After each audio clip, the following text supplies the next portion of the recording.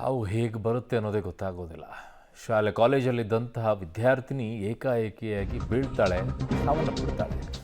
ಮೂರ್ಛೆ ತಪ್ಪಿ ಬಿದ್ದು ಯುವತಿ ಸಾವನ್ನಪ್ಪಿರುವಂಥ ಘಟನೆ ಶಿವಮೊಗ್ಗದ ನಂಜಪ್ಪ ಲೇಔಟ್ನ ಇಂಪೀರಿಯರ್ PU ಕಾಲೇಜಿನಲ್ಲಿ ನಡೆದಿರೋದು. ಮುಗುಶೀರ್ ಭಾನು 17 ವರ್ಷ, ಲೋ ಬಿಪಿಯಿಂದ ಮೂರ್ಛೆ ತಪ್ಪಿ ಬೀಳ್ತಾಳೆ, ಸಾವನ್ನಪ್ಪಿಟ್ಟಿದ್ದಾಳೆ ಪಾಪ. ತಕ್ಷಣವೇ ಆಸ್ಪತ್ರೆಗೆ ಕರೆದುಕೊಂಡು ಹೋದರೂ ಕೂಡ ಮಾರ್ಗ ಮಧ್ಯದಲ್ಲೇ ಉಳಿಸ್ಕೊಳ್ಳೋಕ್ಕಾಗಲಿಲ್ಲ. ಯುವತಿ ಬಿದ್ದು ಸಾವನ್ನಪ್ಪಿದ ವಿಡಿಯೋ ಈಗ ಕಾಲೇಜಿನಲ್ಲಿ ಹಾಕಿದಂಥ CC ಕ್ಯಾಮ್ರಾದಲ್ಲಿ ಸೆರೆಯಾಗಿದೆ.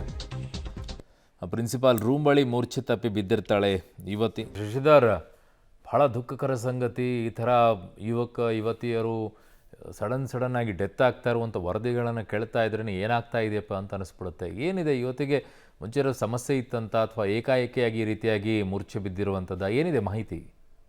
ಖಂಡಿತವಾಗಿ ಅರುಣ್, ದ್ವಿತೀಯ PUC ಓದ್ತಿದ್ದಂತ ವಿದ್ಯಾರ್ಥಿನಿ ಖಾಸಗಿ ಕಾಲೇಜಲ್ಲಿ ದ್ವಿತೀಯ PUC ಓದ್ತಾ ಇದ್ಲು. ಸುಮಾರು 17-18 ವರ್ಷ ವಿದ್ಯಾರ್ಥಿನಿ. ಪ್ರಾಥಮಿಕ ಮಾಹಿತಿ ಪ್ರಕಾರ ಅವಳಿಗೆ ಆ ಕ್ಷಣದಲ್ಲಿ ಲೋ BP ಆಗಿದೆ. ಲೋ BP ಆದ ತಕ್ಷಣ ಕುಸಿದು ಬಿದ್ದಿದ್ದಾಳೆ. ಆ ಸ್ಥಳದಲ್ಲಿ ಇದ್ದಂತ ಪ್ರಾಂಶುಪಾಲರು, ಉಪನ್ಯಾಸಕರು ಮತ್ತೆ ಸ್ನೇಹಿತರು ತಕ್ಷಣವೇ ಖಾಸಗಿ ಆಸ್ಪತ್ರೆಗೆ ಕರೆದೊಯ್ಯುವಂತ ಪ್ರಯತ್ನ ಮಾಡಿದ್ರು. ಆದ್ರೂ ಕೂಡ ಮಾರ್ಗ ಮಧ್ಯದಲ್ಲಿ ಅವಳು ಕೊನೆ ಎಳೆದಿದ್ದಾಳೆ. ನಿನ್ನೆ ಮಧ್ಯಾಹ್ನದ ವೇಳೆ ಈ ಘಟನೆ ಸಂಭವಿಸಿದೆ. ಅಂದ್ರೆ ತುಂಬಾ ಪ್ರತಿಭಾವಂತ ವಿದ್ಯಾರ್ಥಿ ಅಂತ ಪ್ರಾಂಶುಪಾಲರು ಕೂಡ ಹೇಳ್ತಿದ್ರು. ಅಂದ್ರೆ ಪ್ರೌಢಶಾಲೆ ಮುಗಿಸ್ಕೊಂಡು PUCಗೆ ಎಂಟ್ರಿ ಆಗಿದ್ಲು. ಆ ಪ್ರೌಢಶಾಲೆಯಲ್ಲಿ ಶಾಲಾ ವಾರ್ಷಿಕೋತ್ಸವ ಇತ್ತು. ಹೀಗಾಗಿ ಅಲ್ಲಿನ ಶಿಕ್ಷಕರು ಅವ್ರನ್ನ ಇನ್ವೈಟ್ ಮಾಡಕ್ ಬಂದಿದ್ರು.